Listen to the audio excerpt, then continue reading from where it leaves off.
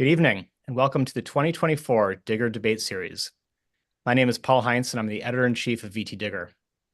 Every 2 years, we have the opportunity to introduce you to those vying for Vermont's top political offices and to ask them questions on your behalf. It's a key part of our mission, which is to, quote, produce rigorous journalism that explains complex issues, promotes public accountability, and fosters democratic and civic engagement. Tonight, we'll hear from the leading candidates for governor of Vermont. In the next 2 weeks, we'll be joined by candidates for the U.S. House and the U.S. Senate. For the full schedule and to submit questions for future debates, please visit VTDigger.org. There, you'll also find our 2024 election guide, which includes key information about how to vote and who's on the ballot. None of this would be possible without you, our readers and donors. VTDigger is supported by 9,000 people a year, people who make it possible for us to provide the public service journalism that connects our state. I'd like to say a special thank you to the 700 new members who joined last month during our fall membership drive. We count on Vermonters like you to fuel debates like this and the journalism that we publish day in and day out. Please help continue this public service by visiting vtdigger.org/donate and contributing tonight. Before I introduce the candidates and moderators, I'll first run through the rules of this debate. We'll start by asking the candidates to briefly answer an opening question in 60 seconds or less. We'll then turn to questions posed by our moderators, some of which have been submitted by readers. Candidates will generally have 90 seconds to respond to such questions. The moderators may pose brief follow-ups or, at their discretion, allow the opposing candidate to respond. We'll generally allow a candidate who is named or invoked by their opponent to respond. Such follow-ups and responses will be limited to 30 seconds. Twice during the debate, we'll ask both candidates to pose a question to one another. And near the close of the debate, we'll have a brief lightning round, during which candidates will answer questions in just a few words. We'll conclude with closing statements. Our moderators will be timing answers, and they'll hold up a yellow card when there's 15 seconds remaining and a red card when time is up. I now have the pleasure of introducing our candidates and moderators. First, we are joined by Governor Phil Scott, who is running for a fifth two-year term as the state's chief executive. A Republican and a former small business owner, Scott previously served as lieutenant governor and state senator. Challenging him is Esther Charlestin, an educator and consultant. A Democrat and progressive, she has served on the Middlebury Selectboard and the Vermont Commission on Women. Finally, I'd like to introduce our esteemed moderators. Sarah Meerhoff is VTDigger's State House Bureau Chief, and Neil Goswami is VTDigger's Managing Editor. Sarah, take it away. Thanks, Paul. We'll begin this evening with an introductory question for each of you. Governor Scott, please name one concrete policy goal you have not achieved during your nearly 8 years in office, and how would you get it done in a fifth term? You'll have 60 seconds to respond. Well, I think when I first came into office, I had 3 goals and principles that we follow every single day to grow the economy, make Vermont more affordable, and protect the most vulnerable. And I would say making Vermont more affordable has been challenging. We've, over the last 2 years, especially with all the taxes and fees that have been raised and making Vermont even more unaffordable than it was before. So from my standpoint, we have to continue to work on all 3 of those initiatives. They're all important, but making Vermont more affordable is the most critical. Thank you. Ms. Charlestin, please name one concrete policy goal that you have not seen the Scott administration achieve in his tenure. And what would you do to make that a top priority if you were to win? Housing, housing, housing. As I travel the state and campaign around, the one thing I hear most is people cannot afford to live here. So I agree with the governor. Affordability is a priority. And what my administration would do would increase affordable housing. So that would mean prioritizing the development of mixed income housing. Thank you. We'll now turn to general questions, which you'll have 90 seconds to answer. This fall, the state has continued to wind down its pandemic-era motel emergency housing program for Vermonters experiencing homelessness. This has resulted in a mass wave of evictions.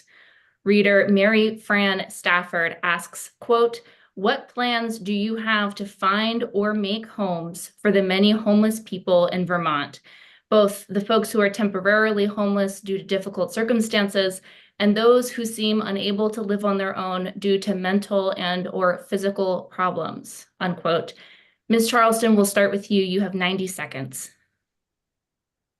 I believe in a housing first model, making sure people are housed. Winter is coming.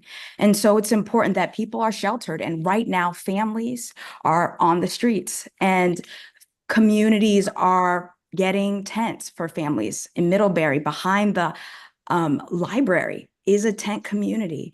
And so I would focus on making sure people are housed first and then supporting them with mental health services, substance abuse, and of course, job placement. And we know housing first is just the beginning, but how do we help them transition into permanent housing?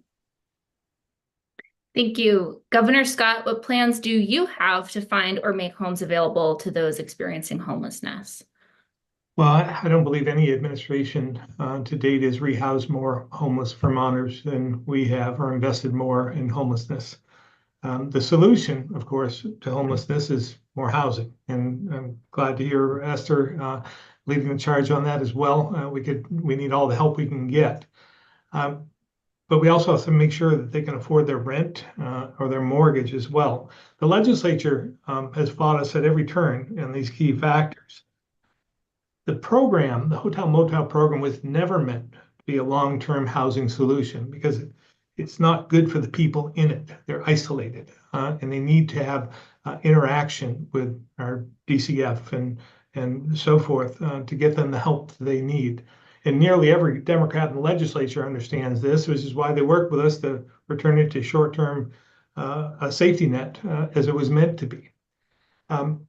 We have a number of different programs, VHIP, the mobile home program. I'd love to talk about this a little bit more. I'm probably running short on time, but we will have more units online to rehouse the families who need it in the near future. We hope to have 30 online by the end of this year in terms of the mobile home program, and we hope to have 100 done by the end of next calendar year. Thank you. We'll stick with this topic for a quick 30-second follow-up. Governor Scott, of the Vermonters who have been evicted from the program this fall, many are children. If one of those children were watching this debate right now, what would you have to say to them? Yeah, we're working on that. We have our folks at the Agency of Human Services have been interacting with them. We're coming up with contingency plans. I think congregate shelter, even for families isolated from, single congregate shelters, is part of the answer. We want to make sure that they have a place to go. We need to know their situation. What makes them homeless? What is it that created that in the first place? So again, we know we have a long ways to go, but we're making ground there as well. Ms. Charlestin, the same question for you. 30 seconds. What would you tell one of those children who have been evicted this fall? I would say, I see you. I remember as an administrator knowing students going through this, I would say, I see you, and it's unacceptable that you're in the streets with your family. And so them being housed should be a #1 priority. Thank you. Now hand it over to Neil for the next question. Thank you, Sarah. We'll now turn to a topic on many Vermonters' minds following the summer floods of 2023 and 2024. Given that extreme weather will likely continue to threaten flood-prone towns and cities, does it make sense to continue rebuilding them year after year? Or should we be doing something different? Ms. Charlestin, you have 90 seconds. One of my top priorities is climate resilient communities, because climate change is real. The floods that happened over the last 2 years, I believe they're coming again. And so being ready is important. And the way my administration would work to do so would be to support increasing watershed resilience by restoring wetlands. That is a way to make sure that our communities are safe. How are we moving folks who are in water plains, making sure that they're safe? It's impacting the low to middle income. And usually they're the ones that don't have the money to move or have options. So making that a priority is important. Thank you. Governor Scott, do you think it makes sense to keep rebuilding flood-prone towns and cities? What would you do differently?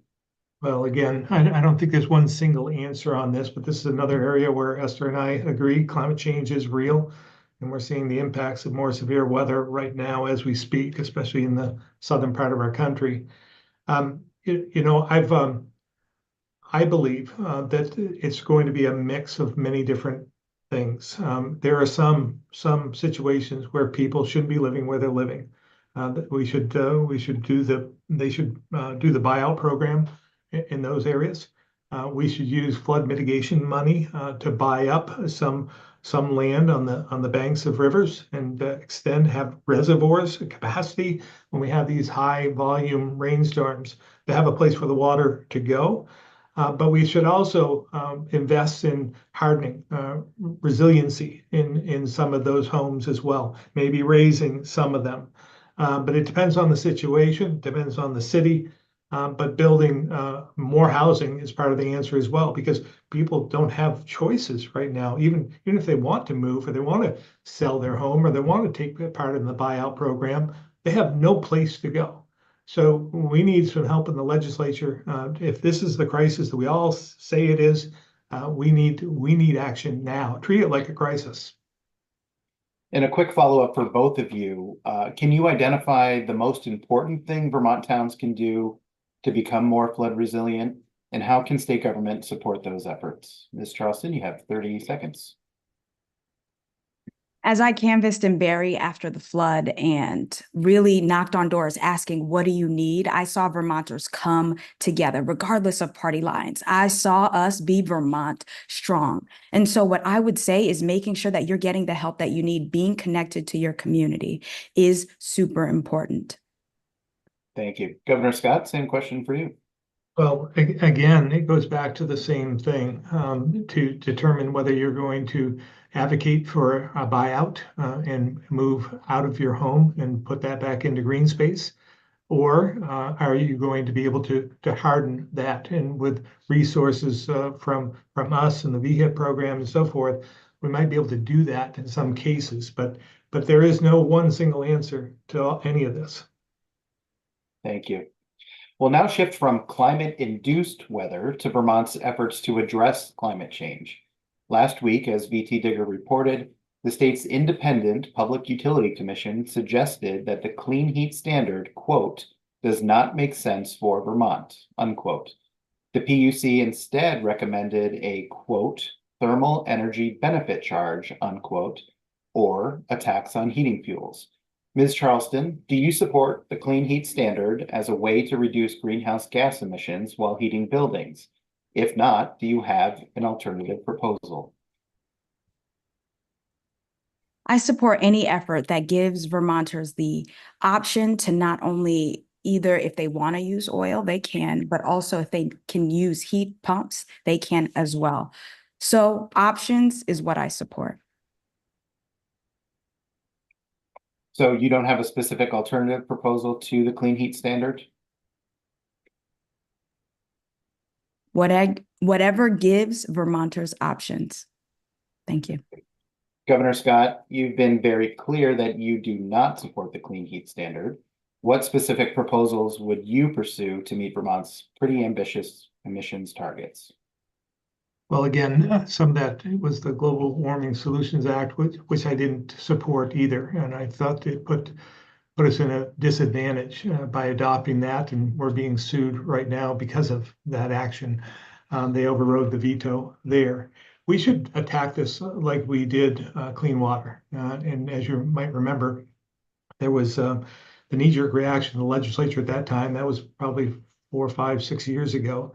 Was to create another tax, whether it was a tax on soft drinks or it was a tax on coffee, and they came up with all kinds of different strategies, knee-jerk reaction to just institute another tax. And we finally convinced them after a couple of years that there was another way to do it within existing resources. And I believe that to be the case now. We have to be creative in doing that.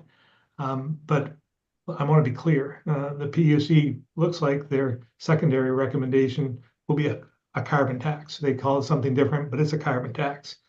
And I won't support that. I won't support, that's regressive. That'll hurt the very people they're trying to help. And we just need to get creative, move forward. Heat pumps and some of the monies that we've put forward to help move us in the direction of a carbonless society is the route to go, but it's not going to happen overnight. Thank you. Another quick follow-up for both of you, starting with you, Ms. Charlestin. How much responsibility does Vermont have to act in this climate crisis? We are stewards of this earth, and I believe that it's important for us to we got to take charge. We need to make sure that our planet is ready for the future. And so that means taking the initiative, being proactive, really working with different organizations to make that happen. We don't have to do it alone. We can partner with other folks, but it is a priority. Thank you. Thank you. Governor Scott, how much responsibility do you think Vermont has? Well, obviously, we have a role to play in this. We all do across the globe. But we are one of the smallest, we emit the smallest number of carbon emissions probably of almost any state. And we can't do this alone. And we can't punish low-income Vermonters along the way. There's got to be a better way. We have to again, get creative and reduce our reliance on carbon emissions, and we can do better. And we're working there, with electric vehicles and heat pumps and weatherization and so forth. Thank you, Governor. And I'll turn it back to you, Sarah. Thanks, Neil. Now to another reader submitted question. In April, the Vermont Senate voted 19-9 against confirming your nominee for Secretary of Education, Governor Zoe Saunders. Moments later, you appointed her interim secretary, a role she has filled since. Reader Jim Patnode would like you, Governor, to explain why you, quote, ignored the Vermont Senate's decision not to hire Saunders, a move he called, quote, not very democratic, unquote. Governor? Well, again, I thought it was a political hit job myself. The fix was in. But let's go back just a little bit on this. There were 17 or 19 applications for this position as Secretary of Education. And it was up to the State Board of Education to funnel those down to 3, which they did. And they forwarded those 3 to me for us to interview, which we did. Zoe was the logical choice. She's had so much experience. I think the more people get to know her, and I think that there are a number of people who have now changed their mind about her. Instead of just reading some of the diatribe, they actually got to know her, and she is energetic. She's smart. She's made changes already, and she would do a great job in that position. But we'll forward her name again. As you know, there was a lawsuit brought against us. The other side lost, and it was within our right to do what we did. So she is interim Secretary of Education at this point, and we will then make a decision as to whether to forward her name again to the Senate. Ms. Charlestin, what do you make of the governor's decision to ignore the Senate's wishes? And do you agree with the 2 senators who the governor just alluded to, who sued the administration, arguing that it, quote, purposefully circumvented, unquote, the Senate's constitutional authority to confirm cabinet appointments? 90 seconds.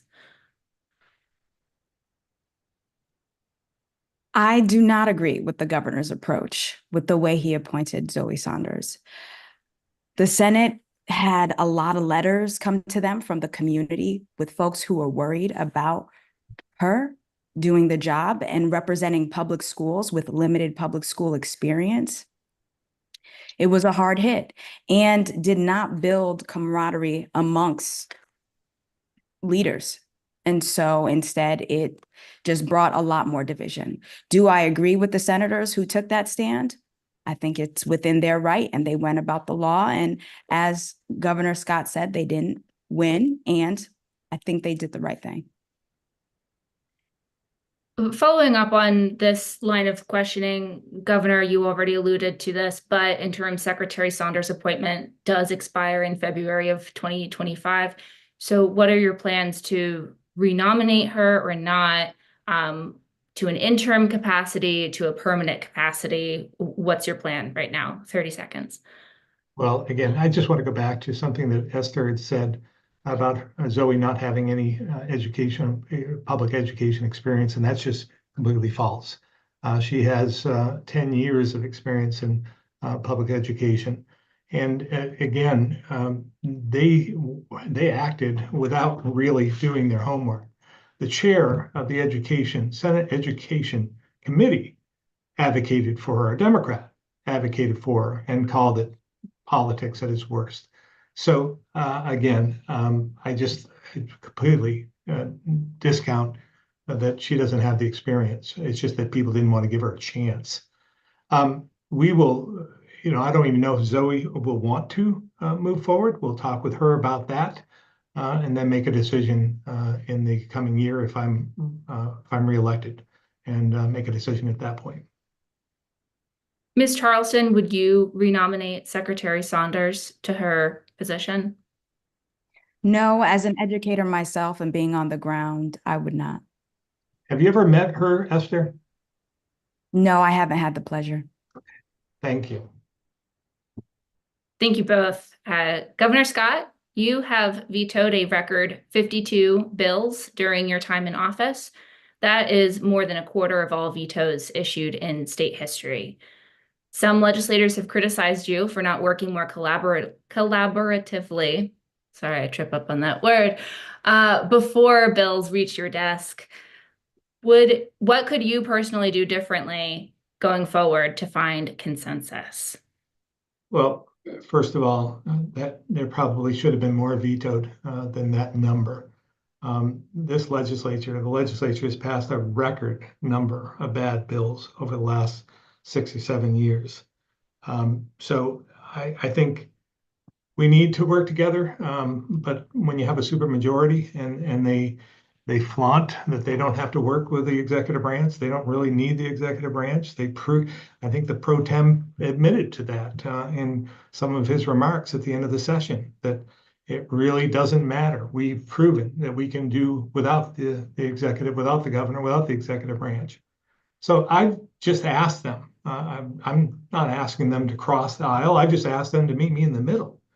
And we can work together, but a supermajority with the power they have and the numbers they have has made that impossible, because they have no interest in working together. They just want to score political points. Ms. Charlestin, of the 8 bills that Governor Scott vetoed this year, which would you have signed?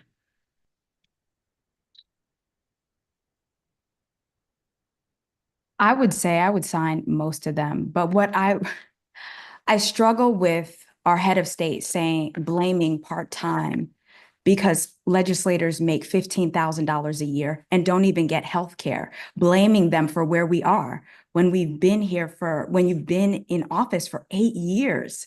I struggle with that. And so I believe in working with legislators from the beginning, showing up, being at the table, having those hard discussions, and not leading through veto.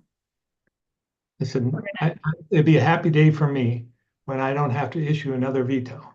When they work with me, come to the table and solve problems instead of just forcing things through. Think about this. Over 100 bills were passed in 2024. 75 of them passed in the last week of 2024 session, and about 40 passed in the last day alone. Tell me those legislators were reading those bills and really knew what they were doing at that point. That's what's wrong here. It's like it's mismanaged and forced through, and it's something that they need to work on. All right, thank you both, and we'll be returning to that subject of legislator pay, Ms. Charlestin. So hang on. Back to you, Neil. Thank you, Sarah. We'll now have an opportunity for candidates to ask each other questions. Each candidate may ask their opponent one question at this time.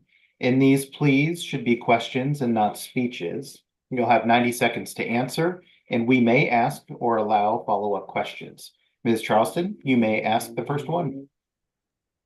Thank you. As a proud Haitian American, I am deeply concerned by the harmful and false statements made by Trump and J.D. Vance about immigrants, particularly Haitian immigrants. How do you plan to support and protect immigrant communities, especially in the light of such dangerous rhetoric? Yeah, I agree with you, Esther. Those remarks are callous, uncalled for, un-American. And I hope, I've said this publicly before, I hope Donald Trump isn't successful in November. We're welcoming, I think part of our answer here in Vermont, because of our demographics, we're aging out, we're stagnant population, our workforce is declining. We need more immigration. We need more diversity here in our state. And we've advocated for that. We asked the Biden administration, we asked first the Trump administration to send us more refugees, right? So we can, because that's part of what's beautiful about Vermont. We've been successful in that area. So I want more immigration, want more refugees, and we want to do our part. So I think we're on the same page there, Esther.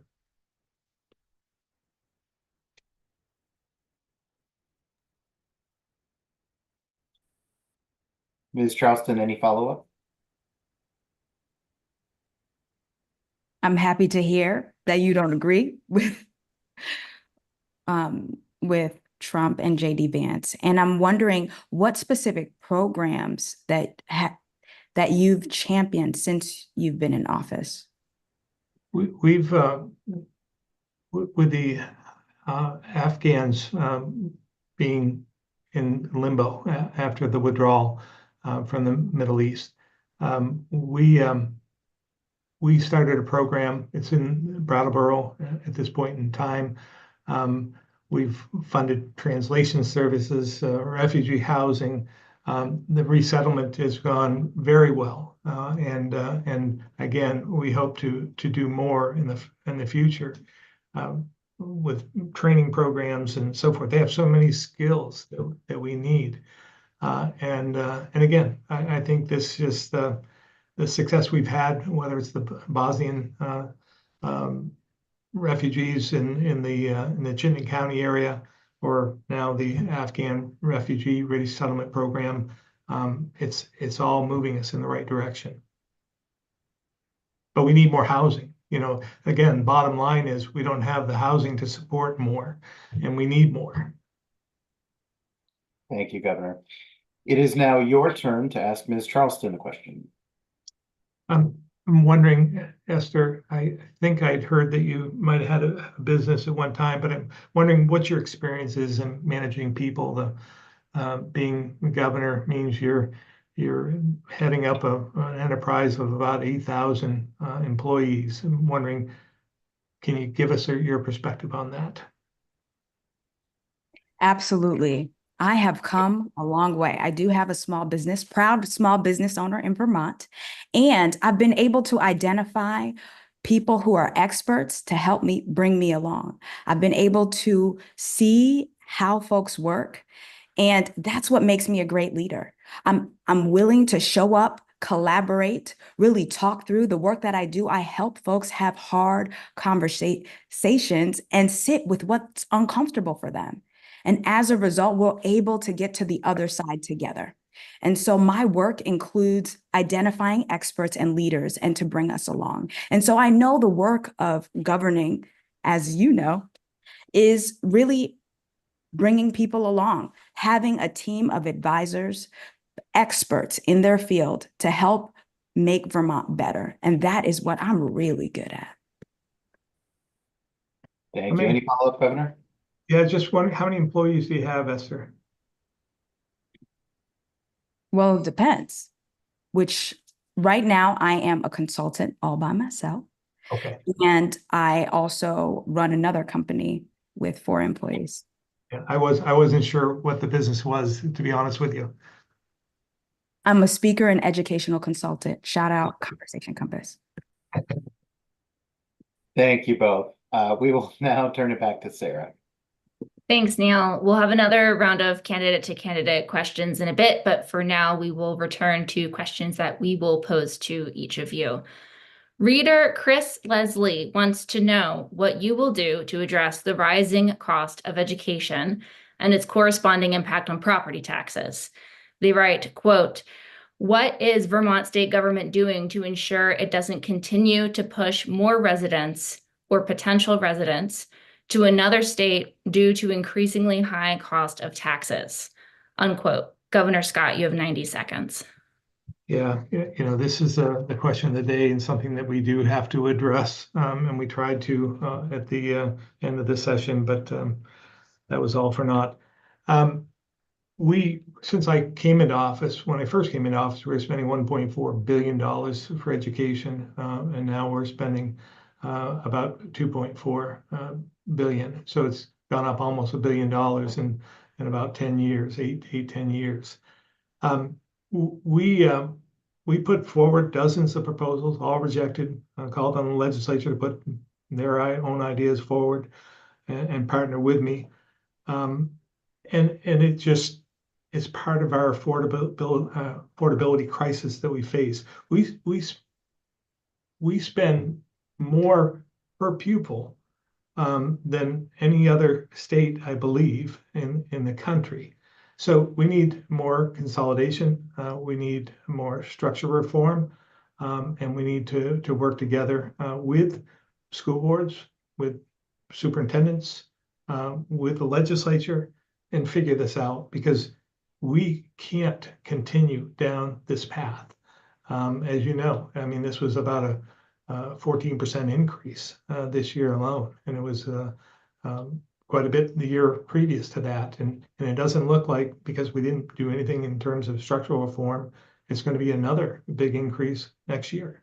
So we have to address it now, not after, we can't study it for 2 years and then do something. We need to do something about it right now.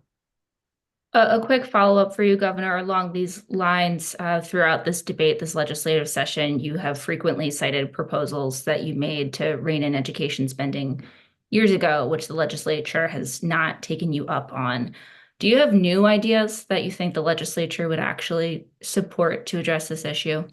I think this study that is coming out is going to identify some of the same opportunities as the suggestions we've made, and some of the suggestions were made in previous dozens of other studies that have been done over the years.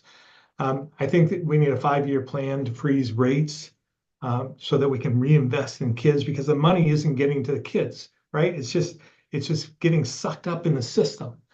And we need to use natural attrition to bring down that staff to student ratio.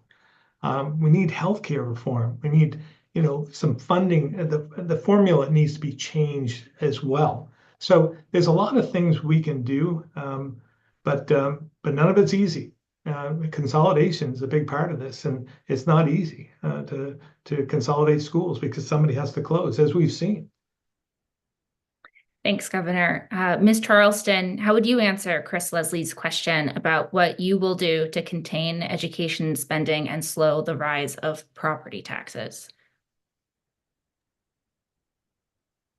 So when I think about our education system, and as I work in the school systems as a consultant, and when I worked in the school system as an employee, there's a lot of cracks, and teachers are needing support, students are needing support. And so to hear the amount of money we're spending, yes, it's high. And I question, where does the money that we do have, where does it go? And using property taxes to fund education, well, that's not sustainable. That's not, like, we can't. Homeowners are feeling that burden, and our schools are not getting what they need. They're not getting everything that they need.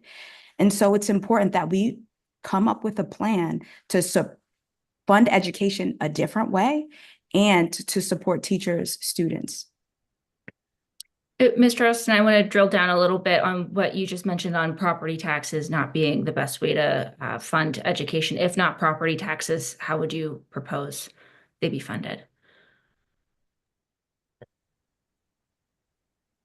Esther, Ms. Charleston, is that who you? Okay, just making sure.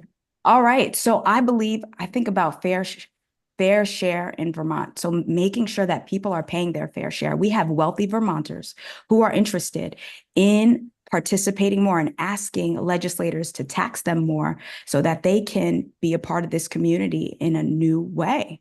And so that is an avenue that we haven't explored to the fullest. Okay, moving on. Ms. Charlestin, most people who have served as governor of Vermont have had previous experience at the highest levels of state government. Your sole electoral role has been on the Middlebury Selectboard. How can you assure Vermonters that you have the experience to run an $8.6 billion enterprise with more than 8,000 employees? You have 90 seconds. I am an expert at finding those experts. The good news is the governor has a cabinet, right? And who do I bring on board? So I would bring on board experts and folks who represent all of Vermont, who can help us make decisions so that we can be in the best place, right? Work with legislators, be at the table, work alongside to make our state great. So I would use my power to do that. And so, yes, I have been on the select board. I ran 2 successful campaigns. And yes, that doesn't seem like a lot. And the way I got here was by finding experts. And that's what I'm really good at, identifying those good people to help us get there. Thank you. Governor Scott, only one other governor of Vermont, Howard Dean, has won 5 terms. Many other states bar governors from serving more than 8 consecutive years. Why do you feel that the same person, you, should remain governor for so long? There's just too much work left to do. You know, I struggle with this decision to run another term. But when I got into this, I said, I want to leave Vermont in better shape than when I found it. And I can't say that at this point after the last few years. The first 6 years, we didn't raise taxes and fees. We were keeping things in check. Things weren't going exactly as I wanted, but at least we were reducing some of the burden on Vermonters. And the last 2 years has gone in the opposite direction, 20% increase in DMV fees and so forth across the board, regressive taxes that help hurt the low income Vermonters and middle income Vermonters. So I just feel as though somebody had to step up, and I wasn't seeing a whole lot of I didn't have a lot of faith in who was going to run next at this point in time. So I just thought we need some consistency, continuity, and we just need more balance in the legislature in order to get what we need. I just want to go back to one more thing, though, in terms of the education funding. And I don't mind changing the formula at all. But if we're not going to have any structural reform, if we're going to continue to spend $2.4 billion or more, then what difference does it make what pocket it comes out of? And as far as the people with wealth in Vermont, we have 3,500 people with incomes over 500,000. That's families, and 1,000 with incomes over $1 million. So just keep that in mind when we just talk about taxing the rich at this point, because we don't have that many rich. A quick follow-up for you, Governor. If you do win re-election this fall, would that be it, or would you consider running for a 6th term? One step at a time, Sarah. You know, I haven't been successful yet. So one election at a time. Had to ask. Thank you. Back to you, Neil.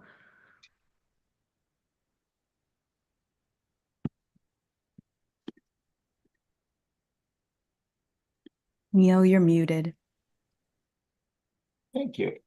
Sorry about that. This state requires at least 24,000 new housing units over the next 5 years, according to the latest Vermont Housing Needs Assessment. In 2022, just 2,300 new homes were permitted.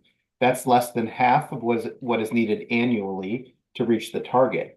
How will you get us there as governor, Ms. Charlestin? You have 90 seconds. So I would work with, my administration would work with municipalities to revise zoning laws. So a lot of it is yes, we need to invest with money, but there's regulatory barriers there that won't allow new folks to come in and really build new construction. And so my administration would focus on that, not only in the urban areas, but also in rural areas as well. Thank you. Governor Scott, how would you secure at least 24,000 new housing units over the next 5 years? Yeah, well, I wish Esther had been in the legislature last year because we need more regulatory reform. We didn't do near enough in that regard. The bill that was passed by the legislature was a conservation bill, and they put the title as a housing bill, and it just didn't go anywhere near far enough. As you said, we're going to need a number of 24,000 to 36,000 more homes by 2029, and we need more incentives for developers. We need regulatory reform both on the state level and on the local level, and it can't be for just 2 years. It's not long enough. We need more consistency than that, and we can invest in more of our VHIP program, the Vermont Housing Improvement Program that we developed, and it's been incredibly successful. And we can do more with the manufactured homes and so forth. And we're doing a lot of that right now, but there's more opportunity there instead of, some of our money that goes to VHCB, the Vermont Housing and Conservation Board. They're spending $450,000 to $650,000 per unit, and that's not affordable housing. So we need to look in another direction. And the mobile homes, as I said, we've got a program now where we can get people into ownership positions for less than $100,000. Thank you, Governor. Vermont legislators make about $15,000 a year, even though they work at least 4 days a week for at least 4 months of the year. Many argue that the result is a legislature composed of wealthy and retired Vermonters. Governor Scott, you vetoed legislation that would have raised lawmaker pay. If that's not the solution, how would you seek to make the legislature more equitable and representative? Well, Give 2 seconds. First of all, Neil, it wasn't just raising their pay. There was a lot more that went with that. It was paying them over the summer, working on Mondays, healthcare, all kinds of things. They want to turn it into a situation where it's a full-time legislature like Massachusetts, and that's the last thing we need here in this state. I agree with more pay, but I've said repeatedly, in fact, Dick Massey and I went in and testified on this in government operations back when I was a senator, saying what we need is a shorter session and we need a contract. So we'll come up with a contract amount that gives you more money, figure out the length of the session. If it's 90 calendar days, that's it. You're done. There's some states that meet every other year. There's some that have 90 or 120 days or whatever it is. We could do this as well and pay more money and save money in the long run by doing so. And a quick follow-up, Governor, does that mean you would support a clean bill with just a pay raise for lawmakers? A pay raise with a shortened session, a contract amount for that. Once you hit that cap, once you hit the end of the session, you don't get paid anymore. So there's an incentive to get done. And if you get done early, you get done, in 2 months instead of 3 months, you get to keep the contract amount. Thank you, Governor. Ms. Charlestin, would you have signed or vetoed the legislation that raised lawmaker pay? You have 90 seconds. Yes, I would have definitely signed it. The fact that they get paid $15,000 and have no health care. I think about equity. So who gets to be a legislator, right? folks who are either retired or can make that sacrifice, but it limits who can participate in our democracy, and that's unacceptable to me. Thank you. And a quick follow-up for you. Would you support a shortened legislative session along with higher pay? No, they barely got time. In the time that they have, I feel like they have so much going on and they're so busy. They don't feel like they have enough time. They're working. I've done Emerge. I have a lot of Emerge sisters in the legislature who work through the summer to get ready for the year. So no, I would not go for a shorter time. Thank you. And according to the Council on State Governments, Vermont pays its governor more than all but 4 other states, despite being among the smallest. Would you support a gubernatorial pay cut, Governor Scott? Yeah, I'm not in it for the money, Neil, and I'm not the one who set the rate. So if they wanted to do something with that, that's fine. But again, I just go back to Esther's comment about they're so busy. They don't always work as hard as they do in the first part of the session as they do in the last. So as I said, there was about 100 bills that were passed in the last week or so. So they can get their work done if they set their mind to it. Thank you, Governor. Ms. Charlestin, would you support a gubernatorial pay cut? Yes. So legislators get paid more. I would support it absolutely. And Governor, I know you don't have to worry about it because I believe you have $1.4 million, which is comfortable, but not a lot of people are in that place. I don't know where you saw my 1.4 million, but if you could point it out to me, Esther, I'd appreciate it. We should have coffee. Let's talk after. Thank you both. All right, we'll turn it back to Sarah now. Thanks, Neil. Health insurance premiums in Vermont have increased significantly the last 8 years, up 10 to 20% over each of the last 3 years. Though a small percentage of Vermonters are uninsured, around 40% of us are underinsured, meaning we cannot afford to use the insurance we do have, thanks to high copays and deductibles. Reader Paula Schramm notes that there have been no significant attempts at reforming our healthcare system over that period of time. She asks both candidates, do you intend to do anything in the next 2 years to address this problem? And are you willing to consider universal primary care? Ms. Charlestin, I'll pose this one to you first. You have 90 seconds. Yes, I do support universal primary care.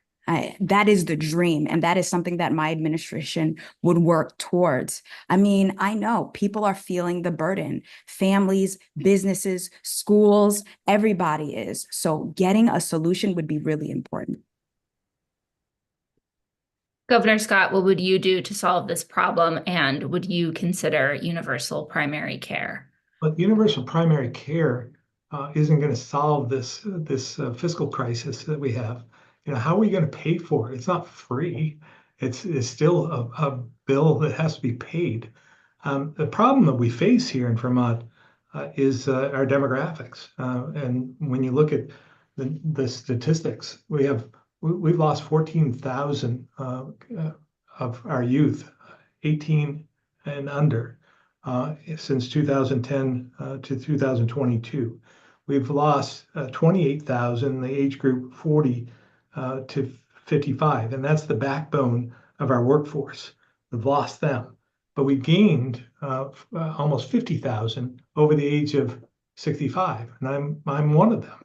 So we tend to, as we age, we tend to use more services. We need more health care, and the problem is what we typically have is a younger, healthier population that pays the premiums in order to help out those and don't use the services and pay the premiums. So we've lost that, and so we need to attract more people here to Vermont to make it more affordable in other ways as well. This is the problem that we face is similar to our education system that we have. We're in a bad position in terms of our demographics. And we need to work our way out of this. And that's why housing is key to solve some of the problems that we face. A quick follow-up for the both of you. Hospital cost and usage are among the primary drivers of these premium increases. A recently released report commissioned by the legislature and the Green Mountain Care Board concluded that many of the state's rural hospitals must undergo major structural changes to continue to be sustainable. Does Vermont need 14 community hospitals? Should they be doing less? Ms. Charlestin, you have 30 seconds. I just wanted to say youth does not equal health. There is a lot of young people who are still sick that need services as well. I speak for those who have invisible disabilities that you can't see. So youth doesn't equal health. I wanted to name that. And back to the question, which was, can you repeat it? Sure, absolutely. Does Vermont need 14 community hospitals, and should they be offering fewer services? I believe we do need those hospitals. Driving an hour or an hour or two away to get basic services doesn't serve everybody. And so I think it's important as a state for us to not only consider those who have, but those who have not. And so we need to think about them first. Thank you. Governor Scott, same question to you. Does Vermont need 14 community hospitals, and should they be doing less? You have 30 seconds. Yeah, you know, the study that they did, Oliver Wyman did, was myopic in some respects. They were looking at the healthcare system. But those hospitals, those health centers are integral to the community as well. Should they be the same? Can they do everything for everyone? No, I don't believe they can. But some are critical for different regions, especially in the rural parts of our state. Yeah, remember, the report also recommended that we provide more housing. That is key to solving this problem. They can't attract people to serve in the positions, and housing is an area that they recommended that we focus on. And I hope the legislature will finally act on this like the crisis it is. Thank you. Next question, Governor Scott. The city of Burlington is planning to open an overdose prevention center, also known as a safe injection site, thanks to legislation enacted over your veto. What role, if any, will your administration play in this process? And what will you do to keep Vermonters safe from overdoses? You have 90 seconds.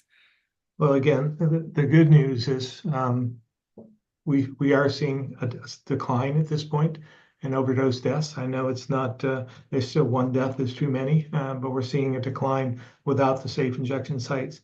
I think prevention is key. That's why I oppose the safe injection sites. If there was an unlimited amount of money, that would be one thing. But we have to limit the amount of money we spend, and we all are under constraints, fiscal constraints. So I would much rather put that money into prevention and treatment and recovery than to set up a safe injection site, but just experiment with that. But the bottom line is we'll follow the law. The health department will do its due diligence to assist in doing whatever the law says we have to do. Ms. Charlestin, do you support overdose prevention centers, and do you think there should be more of them cited around the state? I do believe we should have more around the state. I believe, yes, prevention is key, and that's not where we are. Have you walked the streets of Burlington or, even Middlebury? I love Middlebury. But we have folks who are suffering right now. And what are we doing about it? And so how do we support them now is the question. And to do it with people first, harm reduction approach would be the way I would move forward. Thank you. Back to you, Neil. All right, thank you both.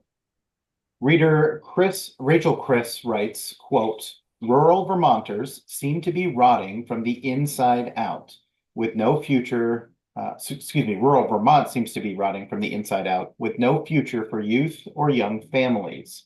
Vermont is only a nice place for rich out-of-staters. What will you do to create more jobs for young people and more affordable housing?" Unquote. Ms. Charlestin, we'll start with you. You have 90 seconds. So I believe in trade schools. So not everybody can afford college. So making sure that we have young people have options to have careers, successful careers outside of college. So making that sure that's strong, making sure our state schools have the financial aid they need. So if students do want to go to college, hey, I was on financial aid, student loans is still calling my name, but we'll work on that. Let the president do that. But honestly, making sure that they have options so that they can stay in Vermont, because that's what we want. We need our people to stay, people who've been here for generations and people who moved here yesterday, all Vermonters in the same, to work hard and be a part. But it breaks my heart to hear about the rural communities. Yes. Thank you. Governor Scott, what would you do to support young people and families in rural Vermont? It's not what I do, it's what we've been doing. Focusing on the erosion of the rural communities is something that's been front and center for us over the last 6 to 8 years. And unfortunately, the way our legislature is made up, I mean, it's by population base, and the rural representation is not as vibrant as it should be. But we do have opportunity, and Esther, I think CTE trade school is part of the answer. Secretary Saunders is a big proponent of that. You'd be happy to hear.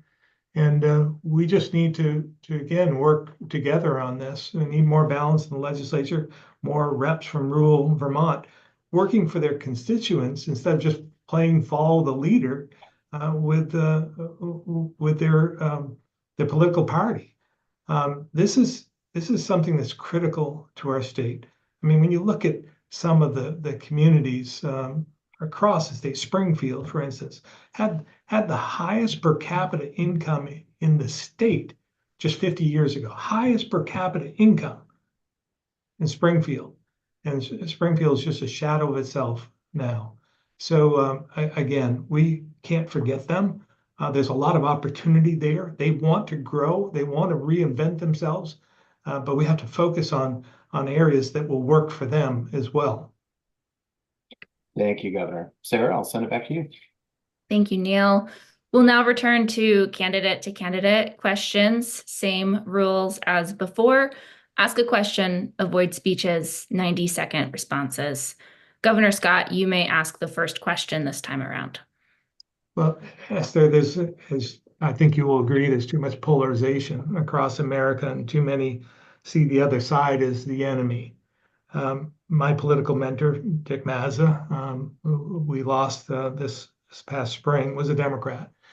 And I think it's important to have relationships with those on the other side of the aisle. And I have a lot of friends that I ran into over the years that were on the other side of the aisle and still my friends. But I'm wondering, are there any Vermont Republicans that you've looked up to or respect that you stay in contact with and glean information from to try and make decisions? I do.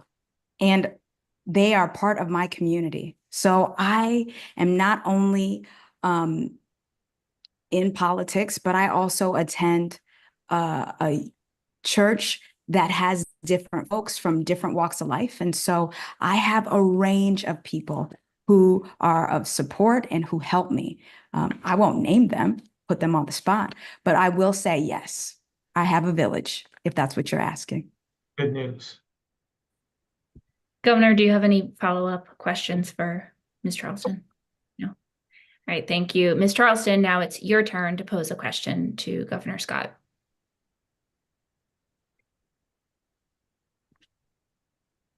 So your administration has failed to maintain the IT system at DCF, which is harming both children, workers, and leaving Vermont ineligible for federal funds. This has put foster children at risk, hindered DCF employees from doing their jobs effectively, impaired services for justice-involved youth, and again, blocked access to additional federal resources.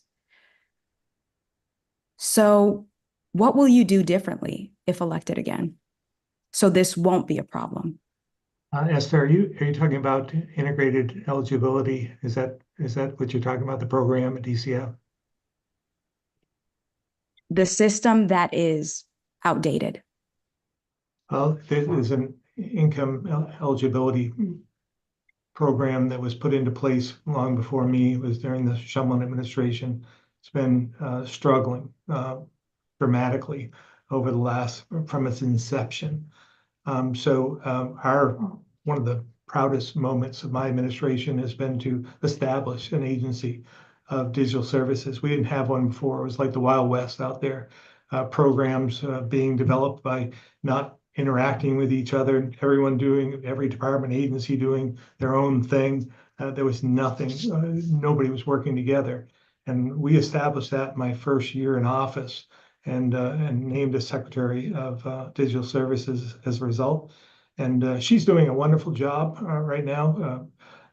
Denise is top notch, and is working on that issue amongst many others, as we finally have been able to get the legislature to focus on putting money towards this. The Labor Department growing that program, rebuilding that ancient program. The same with motor vehicle. The evolution has been dramatic, but there's one area again that we didn't start, but we're going to have to try and finish somehow, some way, or pull the plug on it. Ms. Charlestin, do you have a follow-up question for the governor? Yes, with technology changing so fast, I think about 8 years ago when you started and where technology is today, it seems this is urgent. I just want to say I hope it's a top priority. Well, again, those you probably know or have heard, but the motor vehicle system was a 50-year-old program. The Labor Department, the Unemployment Department, that was a 50-year-old legacy system as well. They were as high a priority, or maybe more, than the one in the Agency of Human Services. So again, they're all priorities, and cybersecurity is so important these days, and protecting ourselves is something that we have to continue to work on every single day. We're attacked every single day by someone, by some country, trying to infiltrate our systems, and our agency's doing a wonderful job in protecting us. Thank you both. I'll hand it back to Neil now. All right, thank you. Our final segment tonight before the closing statements will be a lightning round. Each of you will have a chance to answer these questions, but we ask that you do so in as few words as possible. The first question: is Vermont better off now than it was 8 years ago? And we'll start with you, Governor Scott. Well, as I said, after the last 2 years, the answer is no. We're moving in the wrong direction. We need to reverse course here and start replicating some of the things we did in the first 6 years. Thank you. Ms. Charlestin, is Vermont better off now than it was 8 years ago? No, property taxes are high, doubling. Healthcare, housing, folks can't find rentals, can't even find housing. So no, we are not. Thank you. Reader David Ellenbogen asks, quote, what have you done personally within your household to improve the environment, unquote. Ms. Charlestin, we'll start with you. Composting. I'm going to give a shout out to Middlebury College that taught me that when I moved to the state of Vermont, and I learned that you're supposed to compost. And so, but it wasn't a habit of mine. And so grateful for that introduction. Great, thank you. Governor Scott? Weatherization, efficient heating system, a solar panel, turning the heat down to 58 degrees. And I believe I'm the first, and I don't know if I'm the only governor to ride around in an electric vehicle every day. Great, thank you. You're both doing pretty well, but a little tighter answers could be helpful. Just keep that in mind. Do you support a higher marginal income tax rate on Vermonters who earn more than $500,000 a year? We'll start with you, Governor Scott. I don't mind looking at it, but I'm not ready to commit to raising any taxes. Thank you. And you, Ms. Charlestin? Yes. Most concise answer we got so far. Great job. All right. Should Vermont require state employees to work from the office most of the week? Ms. Charlestin? No, we are COVID taught us that we are in a time of working from home and people get just as much done. So giving them that flexibility is helpful because there are working parents who may not have childcare, sick kids. Knowing that you have options is helpful. Thank you. Governor Scott? We're finding is it doesn't work for everyone, but it works for some. But I do worry about losing the cohesiveness of the teams that need to work together. And I think we've lost a little bit of that. Thank you. Have you personally utilized Vermont's legal cannabis market? Governor Scott? No. Ms. Charlestin? No. Thank you. Should those who are not hunters or trappers have more representation on the State Fish and Wildlife Board? Ms. Charlestin? Yes. Thank you. Governor Scott? I don't think that should be a litmus test, whether you hunt or not. Just finding good people to serve. Thank you. Should Vermont build a new women's prison? Governor Scott? Yes. Ms. Charlestin? Yes. With the way our current one is, it's unacceptable. Thank you. Who is your political role model, Ms. Charlestin? Stacey Abrams. She was here in Vermont earlier this week, and I got the opportunity. Thank you, Women's Fund. Thank you. Governor Scott? I've had many, but I'd have to say Dick Mazza. Thank you. Who are you voting for president? Governor Scott? Not Donald Trump. I haven't made up my mind who I'm voting for. But as you might recall, to the chagrin of some of my friends in the party, I voted for Biden. But I haven't made up my mind who I'm going to vote for this time, but it won't be Donald Trump. Thank you. Ms. Charlestin? Kamala Harris. It's her year.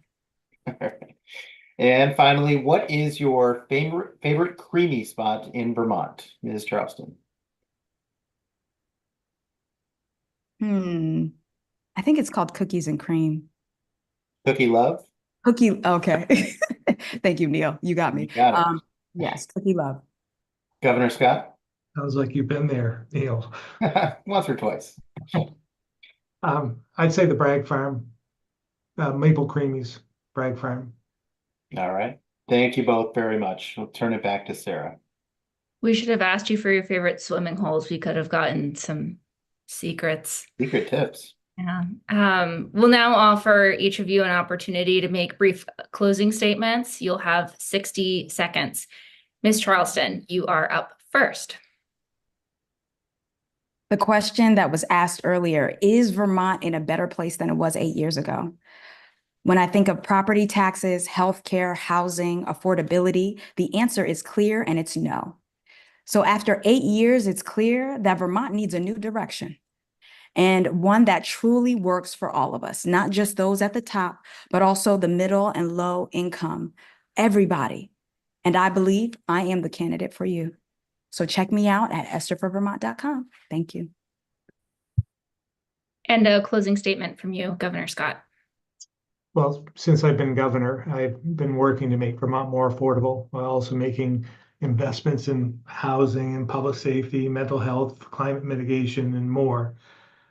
Unfortunately, over the last 2 years, as I've stated many times during this debate, the supermajority in the legislature has had other ideas. Passing a historic double-digit property tax increase, a new payroll tax, a 20% DMV hike, plans to raise your home heating costs and more. They seem to be insatiable.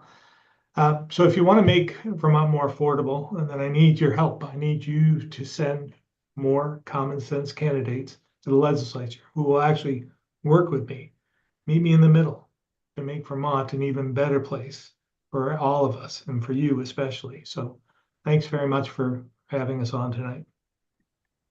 Thank you. And Neil will wrap things up. Thank you. That will conclude VTDigger's 2024 gubernatorial debate. We hope you'll join us for the next edition of the Digger Debate Series On Monday, October 21st at 6 p.m., we'll be hosting Vermont's leading candidates for the U.S. House. You can find our full debate schedule at VTDigger.org. And while you're there, make sure to check out VTDigger's election guide to learn more about how to vote and who's running for office. All of this is made possible with the support of our contributors. Please consider making a donation tonight by visiting vtdigger.org/donate. And finally, I'd like to thank the two candidates who joined us tonight, Esther Charlestin and Phil Scott, as well as the VTDigger staffers who made this possible.